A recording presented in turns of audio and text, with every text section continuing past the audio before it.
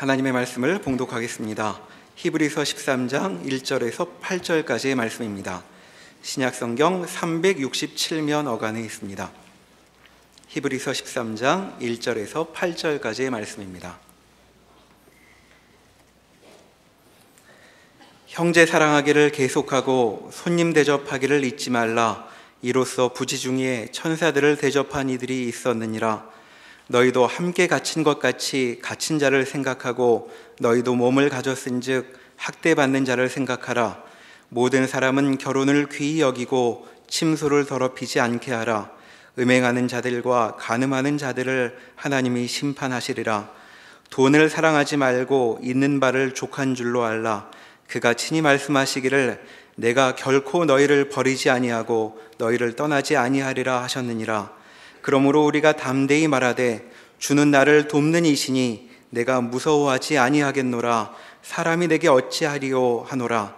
하나님의 말씀을 너희에게 일러주고 너희를 인도하던 자들을 생각하며 그들의 행실의 결말을 주의하여 보고 그들의 믿음을 본받으라. 예수 그리스도는 어제나 오늘이나 영원토록 동일하시니라. 아멘.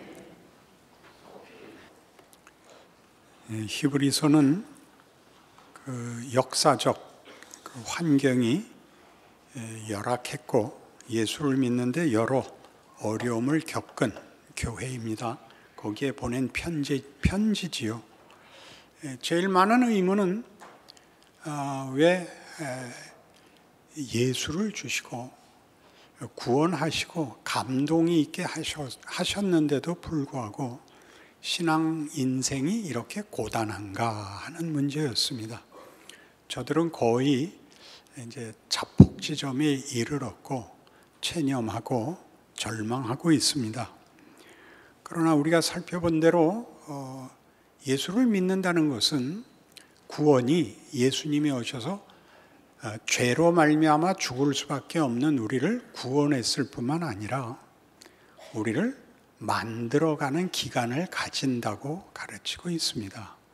십자가로 구원한 우리를 승천하사 하늘 보좌 우편에서 우리를 위하여 기도하시는데 죽음도 이기시고 하늘로 승천하신 예수님이 기도하시는데도 왜 괴로우냐 하는 문제는 그건 우리로서는 잘 이해가 가지 않지만 여러 번 인용하는 대로 십자가의 도가 믿지 않는 자들에게는 미련한 것이요 믿는 우리에게는 하나님의 능력이요 하나님의 지혜라 라고 표현한 것처럼 이런 우리가 받는 현실적인 신앙생활의 어려움들이 하나님의 지혜고 하나님의 권능이랍니다. 우리가 모르는 거죠. 우리가 자식들 길러보면 자식들이 꼭 그 말 하지 않나요? 몇 밤 더 자면 학교 안 가도 돼. 그런 질문 안 받아보셨나요? 엄마는 왜 마귀 할멈 같아? 그런 얘기 안 들어보셨나요? 애를 닥달을 해야죠. 가만 놔두면 바보가 되지 않습니까? 사람을 만들어야죠. 그렇게 성경이 가르치고 있는데 이 어려움 때문에 고통스럽다는 것 때문에 원망과 분노만 쌓일 뿐 아니라 의심이 든다는 데 문제가 있죠. 내가 무엇을 잘못했을까? 무엇만 하면 이 고통에서 벗어나고 쉬운 신앙생활을 할 수 있을까? 여기가 이제 문제의 핵심이 되는 부분입니다. 우리는 쭉 살펴보았습니다. 십자가에서 죽으신 예수는 우리를 구원하셨을 뿐만 아니라 구원을 영광으로 완성시키려 하는데 그 완성의 중요한 내용이 우리의 책임이었습니다. 책임이란 여기서 뭘 의미하느냐 하면 우리의 선택할 수 있는 기회, 그리하여 가지는 책임을 위한 자유가 주어졌다고 말하고 있습니다. 우리는 우리 마음에 악한 생각이나 못난 생각은 들어오지 않고 하나님의 뜻만 들어왔으면 좋겠는데 하나님은 그렇게 안 해주신다는 거죠. 우리 또 한번 인용합시다. 제랄드 스위처의 하나님의 뜻. 모두가 그 하나님의 뜻이라는 말을 알지 않습니까? 우리가 하나님의 뜻을 묻는 것은 정당한 것이지만 실제로 사용이 되기는 하나님의 뜻을 물어서 하나님이 답하신 대로 했으니까 내 책임은 없습니다로 사용한단 말이죠. 하나님이 내게 넌 어떻게 하고 싶냐 이렇게 물으십니다. 아무리 물어봐도 안 가르쳐 주십니다. 틀리면 어떻게 되죠? 틀린 결과를 맛봐야 되죠. 후회가, 원망이 생기죠. 하나님 왜 기도에 응답 안 하셨어요? 기도에 응답하셨으면 이런 일 안 당할 거 아니에요. 왜 내가 그토록 애원했는데도 내버려 두셨어요? 네 실력이, 네 분별이, 네 선택이, 네 책임이 커서 내가 너희를 구원할 때 내 아들을 보내어 그가 인간의 몸을 입고 고난을 당하고 외면을 당하고 순환을 당하고 배반을 당하여 십자가에서 비명을 지른 것과 같은 방법으로만 너를 만들겠다. 다른 방법으로는 그게 만들어지지 않는다. 그렇게 말씀하시는 것입니다.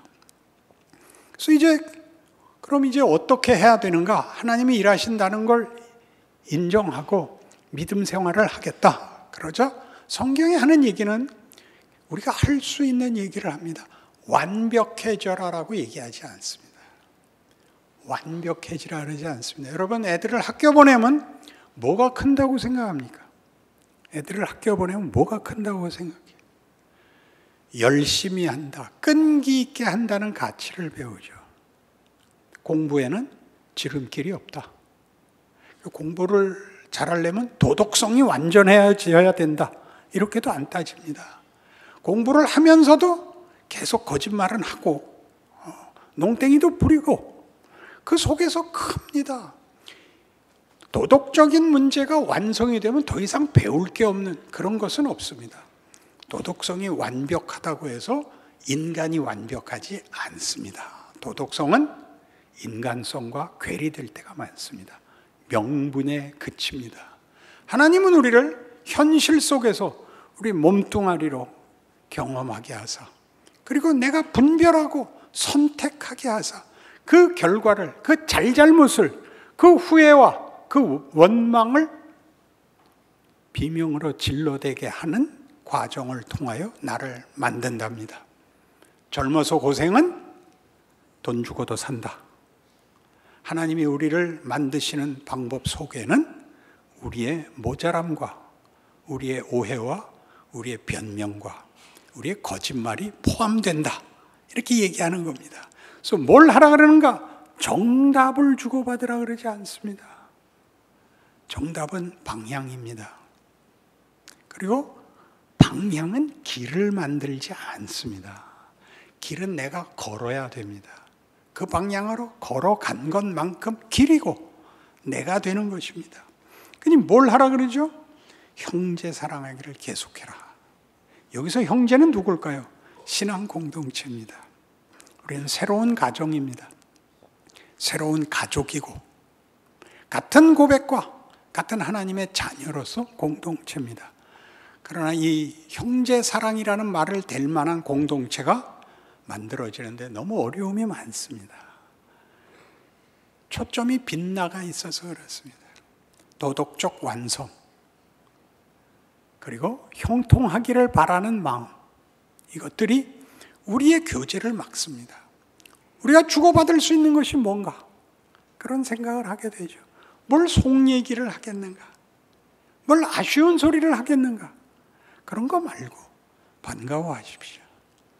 여러분 외국에 나갔다 한국말 할 줄 아는 사람 만나면 얼마나 반갑겠습니까? 그렇게 하십시오. 그래서 좋은 책들에는 이렇게까지 되어 있습니다. 함께 성찬에 참여하는 자는 당신 형제다. 그가 얼마나 잘났느냐 못났느냐, 그가 평소에 어떤 사람이었느냐 다 잊어라. 성찬에 참여한다면 예수의 살을 먹고 예수의 피를 마시겠다. 그러면 다 형제라 그래라. 형제라고 해서 다 도움이 되는 건 아니지요. 그러나 형제로 받아라. 그걸 해야지요. 그러니까 교회 안에는 누가 있어야 되느냐? 성숙한 신자가 있어야지. 성숙한 신자란 뭐냐? 적극적으로 여기 얘기하는 것 같이 형제 사랑하기를 계속하고 손님 대접할 길을 잊지 말고 갇힌 자들을 생각하고 학대받는 자들을 생각하고 정력에 사로잡히지 말고 돈에 무릎 꿇지 마라. 이런 것들은 도덕적, 종교적 주장이 아닙니다. 이런 것들은 선행을 강조하는 것이 아닙니다. 기독교는 착하면 천국 가는 데가 아닙니다. 죄인들이 가는 데입니다. 예수님이 불러내어 데려간 사람들로 모이는 곳입니다. 그러니까 세상에 윤리 도덕적으로 착한 사람만 도덕적으로 모자랄 수 있습니다. 그러나 예수를 믿는 것과 안 믿는 것은 절대적인 차이가 됩니다. 에베소서 4장에 가보시죠.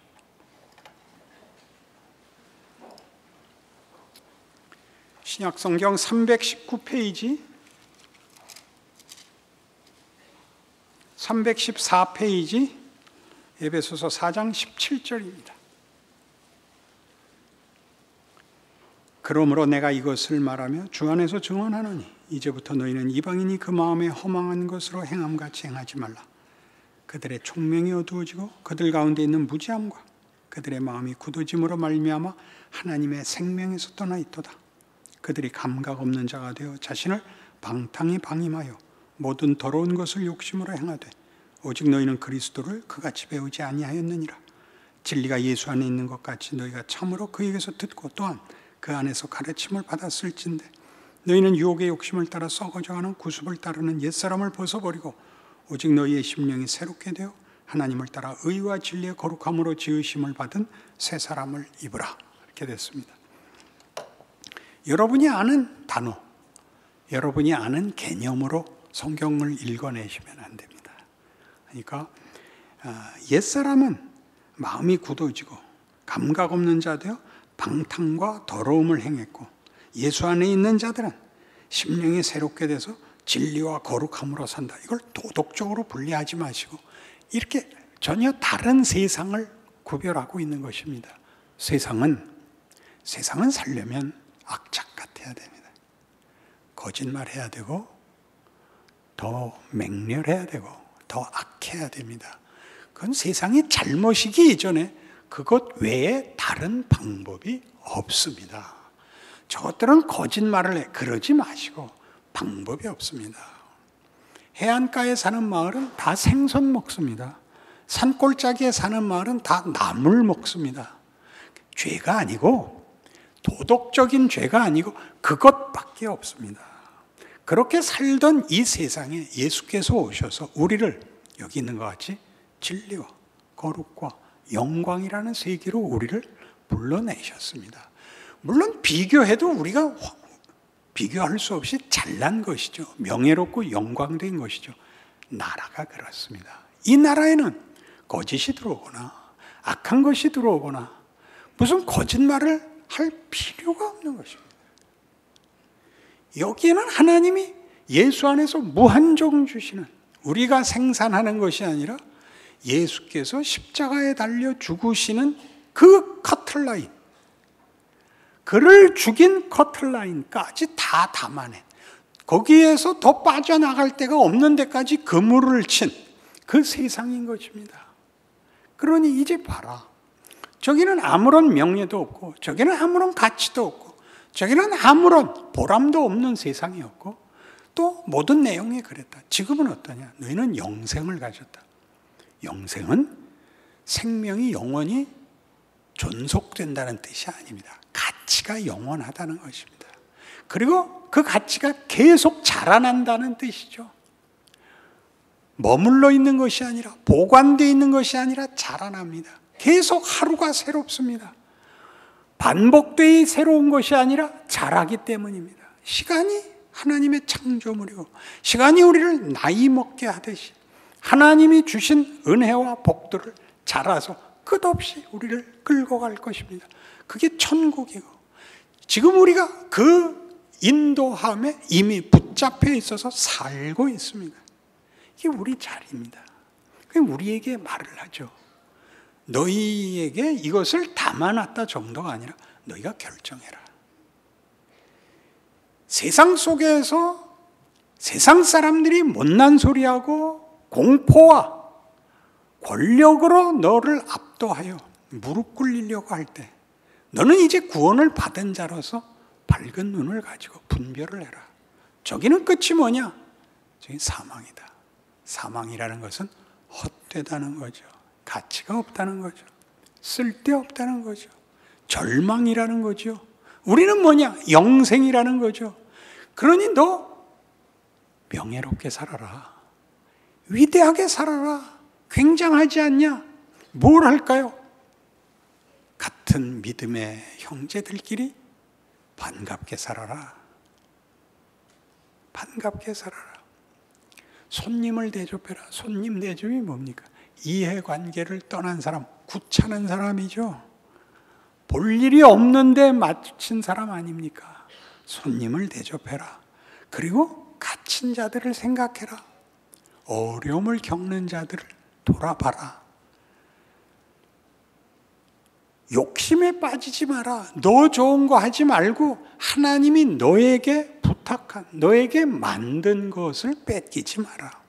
헛되이 살지 마라. 돈에 무릎 꿇지 마라. 그것들이 여기서 하는 얘기입니다. 우리를 어디로 끌고 가죠? 이 에베소서 4장 25절. 그런즉 거짓을 버리고 각각 그 입과 더불어 참된 것을 말하라. 이는 우리가 서로 지체가 됨이라. 분을 내어도 죄를 짓지 말며 해가 지도록 분을 품지 말고 마귀에게 틈을 주지 말라. 도둑질하는 자는 다시 도둑질하지 말고 돌이켜 가난한 자에게 구제할 수 있도록 자기 손으로 수고하여 선한 일을 하라. 무릇 더러운 말은 너희 입 밖에도 내지 말고 오직 덕을 세우는 데 소용되는 대로 선한 말을 하여 듣는 자들에게 은혜를 끼치라. 하나님의 성령을 근심하게 하지 말라. 그 안에서 너희가 구원의 날까지 인치심을 받았느니라. 너희는 모든 악독과 노함과 분냄과 떠드는 것과 비방하는 것을 모든 악의와 함께 버리고 서로 친절하게 하며 불쌍히 여기며 서로 용서하기를 하나님이 그리스도 안에서 너희를 용서하심과 같이 하라. 할 수 있습니다. 여러분이 해야 됩니다. 여러분만 할 수 있습니다. 해보십시오. 이런 비교들과 이런 권면이 여러분에게 금방 웃음을 자아내지 않고 이렇게 받아들여지지 않는 이유를 월터 브루그만이라는 구약 신학자가 쓴 글에 이렇게 잘 표현되어 있습니다. 제가 읽죠. 성경은 우리로 하여금 삶의 전반에 걸쳐 직면하는 세상의 현상, 상징, 그리고 운명에 대하여 긴장과 모순 관계를 만든다. 곧 우리를 역세상으로 이끄는 것이다. 역세상. 영어로 카운터 월드입니다. 반대하는. 이 세상과 우리는 반대, 서로 부딪히는, 충돌하는 상태에 있다고 합니다. 우리는 이 세상이 실현 가능한 모든 세상들 가운데 최선이 아니라는 사실을 너무나 잘 안다. 그 결과 성경의 역세상은, 카운터 월드는 우리로 하여금 현실에 대항하며 신뢰와 확신을 줄 수 있는 하나님의 하나의 세상을 갈망하게 한다. 그렇죠?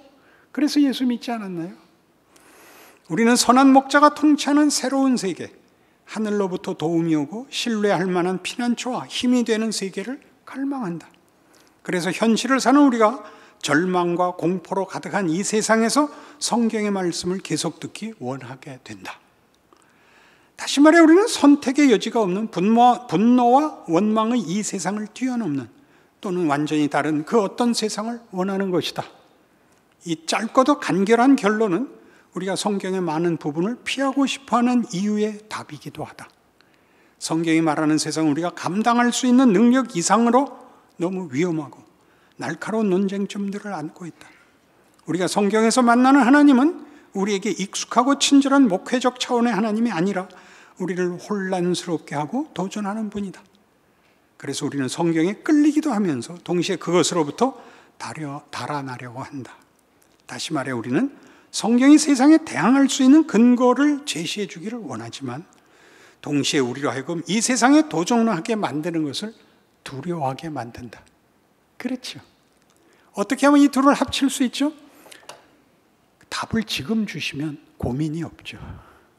이 세상같이 살지 말라 그러고 우리한테 만족할 삶을 지금 주면 좋은데 그렇지 않아서 이 약속이 좋지만 현실은 이 악한 세상이고 우리에게 이 하나님이 약속한 세상을 살고 지금 이 세상을 반대하라고 하지만 실현되지는 않으니까 우리는 가운데서 갈등하게 되죠. 왜 그런다고요? 하나님이? 그게 우리에게 유익하기 때문이랍니다. 우리를 만들기 위해서는 초등학교, 중학교, 고등학교, 대학교를 나오는 게 훌륭하게 되는 데 있어 훨씬 도움이 되는 것 같이 이 세상을, 이 악한 세상 속에서 하나님의 사람으로 그 둘 사이에 끼어 갈등하고 고민하고 비명을 지르는 시간들이 쓸모 있다고. 하나님의 권능이고 하나님의 지혜라고 그렇게 말하는 것입니다. 그러니 우리는 어떻게 살아야 되는가? 이 갈등 속에서 왔다 갔다 할 수밖에 없습니다. 여러분, 한 번 실패한다고 해서 어떻게 되는 거 아닙니다. 그러나 배우셔야 됩니다. 뭘 배우죠? 이 세상의 것은 해놓으면, 그렇게 해보면 늘 후회스럽습니다. 거기는 아무런 위대함이 없습니다. 고함을 지르고 분을 내고 보복하고 악을 쓰는 것은 인간의 영혼 저 깊은 곳에 있는 우리의 갈증을 채우지 못합니다. 우리 스스로가 비참해집니다. 스스로가 압니다.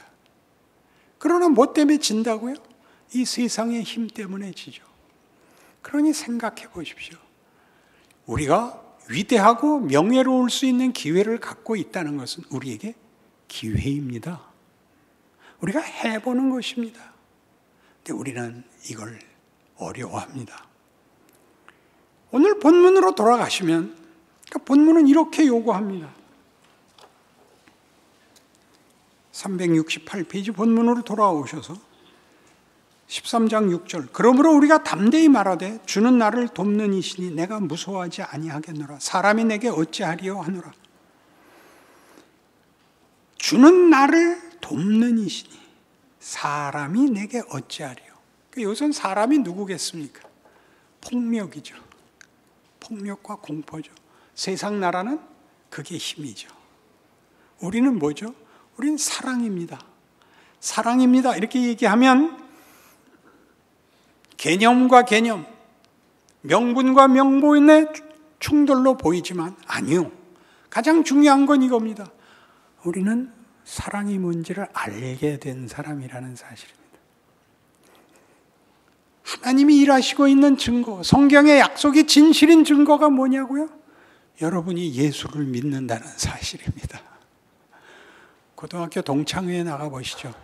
믿을 사람은 안 믿고 안 믿을 사람이 믿지 않습니까? 그렇죠. 그 믿는 사람보다 안 믿는 사람이 더 낫죠. 말도 잘 통하고 예수 안 믿는 거 하나 흠이지 사람이 낫습니다. 믿는 게 더 귀찮게 굽니다. 인간성은 나아지지 않았는데 예수는 믿는 겁니다. 이런 기적이 어디 있습니까? 하나님이 살아계시는 거죠. 그래서 뭐라 그랬다고요? 8절. 예수 그리스도는 어제나 오늘이나 영원토록 동일하시니라. 이게 무슨 말인지 아시겠어요? 아브라함의 하나님. 아브라함을 믿음의 조상으로 만드신 하나님. 그가 그때 그렇게 일했듯이 우리에게도 일을 해서 내가 아브라함이다.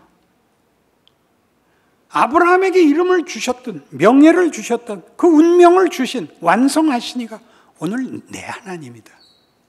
예수를 보내어 하나님의 진심을, 하나님의 목적을, 그 사랑을 모든 폭력과 그리고 모든 비열함을 극복하고 힘으로 극복하지 않았습니다. 그리고 만들어내신 하나님이 나에게 폭력이 아닌, 비열함이 아닌 정말 거룩한 것으로 힘이 되게 하시겠다고 약속하셨고 지금 하고 계신다. 이렇게 말씀하시는 것입니다. 그게 모든 신앙인들의 현실이요, 현장이요, 경우인 것입니다. 하셔야 됩니다. 너희는 모든 악독과 분냄과 노하는 것을 버리고 거룩함으로 덕을 세우는 것으로 너희 인생을 살아라. 얼마나 거룩함으로 부르는 것입니까? 얼마나 위대함으로 부르는 것입니까? 우리 닭다리 손으로 뜯어먹는 게 헨리 8세식이라는 건데, 그 무식한 왕이 구쳐나서 이렇게 집어먹는데, 집어먹는 게 편합니다. 포크 나이프로 잘라 먹으면 닭다리가 도망을 가죠. 그러나 이게 식사가 먹는 게 아니고 폼을 잡는 거라는 것쯤은 알죠. 모든 여자들이 원하는 식당, 비싸고 분위기 좋고 맛없는 식당. 모든 남자들이 좋아하는 식당, 값싸고 더럽고 맛있는 식당, 시장터에 있는 순댓국집. 하나님 우리를 위대하게 부르십니다. 놓치지 말아야 됩니다. 그래서 사도행전 4장에 가면 에베소서 5장부터 갑시다. 아까 4장까지 했는데 5장에 이런 놀라운 요구가 나옵니다. 이게 319페이지였을 겁니다. 315페이지군요.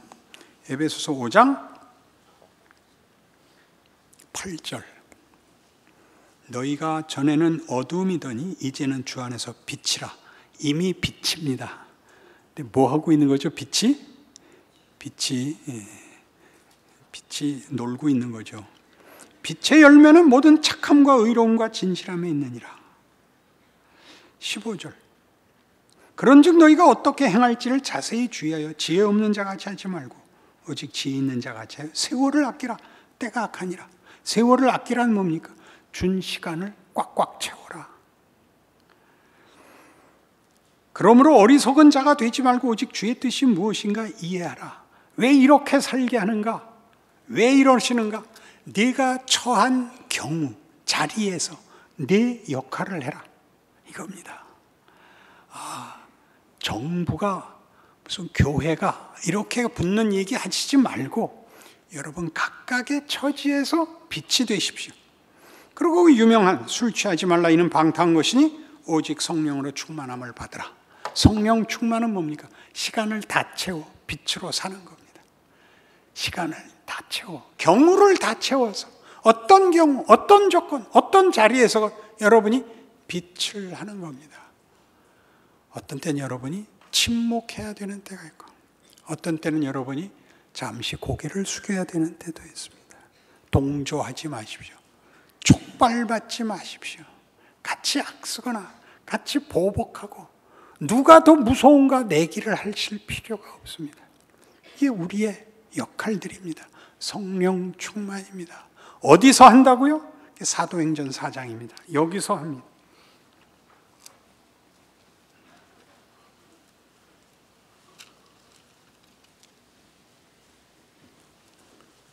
(193페이지) 사도행전 4장 23절. 사도들이 노임에 그 동료에게 가서 제사장들과 장로들의 말을 다 알리니 그들이 듣고 한 마음으로 하나님께 소리를 높여 이르되 대주제여 천지와 바다와 그 가운데 만물을 지은 이시오 또 주의 종 우리 조상 다윗의 입을 통하여 성령으로 말씀하시기를 어찌 열방이 분노하며 족속들이 허사를 경영하였는고 세상의 군왕들이 나서며 관리들이 함께 모여 주와 그의 그리스도를 대적하도다 하시니로소이다. 과연 헤롯과 본디오 빌라도는 이방인과 이스라엘 백성과 합세하여 하나님께서 기름 부으신 거룩한 종 예수를 거슬러 하나님의 권능과 뜻대로 이루려고 예정하신 그것을 행하려고 이 성에 모였나이다. 배경은 이렇게 되어 있습니다. 예수님 승천하시고 약속한 성령을 약속하시고 오순절에 성령을 받습니다. 성령에 충만한 제자들이 나아가 예수를 증언하고 그리고 베드로와 요한이 성전에 올라가다가 날 때부터 안전뱅이 단 자를 고칩니다. 그래서 잡혀가죠. 그 둘을 잡아간 당시에 권력자들이 예수 이름을 입에 담지 말 것, 그가 말한 것을 전하지 말 것, 안 그러면 죽이겠다고 위협합니다. 그리고 놓아줍니다. 그랬더니 기다리고들이 있었죠. 어떻게 됐습니까? 이렇게 됐다. 이런 위협과 협박을 받고 왔다. 그러자는 과연 그렇습니다. 약속대로, 예언대로입니다. 그들은 하나님의 뜻을 이루기 위한 악역을 맡았습니다. 그들은 성실히 악한 노릇을 하고 있습니다. 그러니 우리는 우리 역할을 해야죠. 저 새끼들 모가지 잘라주세요. 그렇게 안 하고, 맞습니다. 쟤네들이 하나님의 뜻을 이루기 위하여 저거 하고 있습니다. 우리는 우리 일 하겠습니다. 주여 이제도 그들의 위협함을 굽어 보시옵고 또 종들로 하여금 담대히 하나님의 말씀을 전하게 하여 주시오며 손을 내밀어 병을 낫게 하시옵고 표적과 기사가 거룩한 종 예수의 이름으로 이루어지게 하옵소서 하더라. 우린 우리 일 하겠습니다. 빌기를 다함에 모인 곳이 진동하더니 무리가 다 성령이 충만하여 담대히 하나님의 말씀을 전하니라. 결국 다 순교당합니다. 위대하게 살죠. 명예롭게 살죠. 죽음이 저들을 막을 수 없게 살죠. 헛된 것, 절망을 뚫어버렸죠. 우리는 그런 사람들입니다. 그 길에 서 있습니다. 지금 여기까지 못 갈 수 있습니다. 그러나 여기 서 있습니다. 가야 될 길입니다. 이 기쁨과 이 약속에 대한 소망을 갖지 않으면 여러분은 결국 체념하게 됩니다. 믿는 것도 아니고 안 믿는 것도 아닌, 그럼 지금 같은 표정을 짓고 와서 앉아있게 됩니다. 제가 심하게 말하는 것 같지만 사실입니다. 우리는 우리의 즐거움을, 우리의 기쁨을 놓쳤습니다. 예수를 믿는다는 것이 갖는 존재와 현실과 운명에 대한 그 넘치는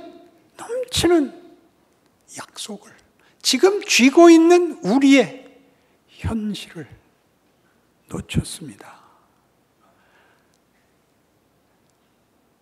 과장하라는 말이 아닙니다. 여러분들이 큰 약속 속에, 옛날 미국 유학 갈 때 배 타고 가고 비행기 타고 갈 때 다 돈 100불 갖고 가기 바빴습니다. 박정희 정권 때 우리 돈 갖고 가는 거 이민 가는데도 400불이 한정이었나 그랬습니다. 어떡하라는 겁니까? 그래도 갔습니다. 미국은 약속의 나라였습니다. 그때는. 우리는 그런 예를 드는 것 자체가 말이 안 되는 너무나 큰 나라와 운명을 살고 있습니다. 힘내십시오. 힘내십시오. 자신을 위하여 힘내십시오. 교회에서 도와달라 그러지 않을 테니까. 오시거든 살짝 한 번씩 웃으시고 옆 사람을 따뜻한 눈으로 보아주십시오. 기도하십시다. 하나님 아버지, 하나님을 아버지라 부르는 자는 이 온 천지에 우리 예수 믿는 사람들밖에 없습니다.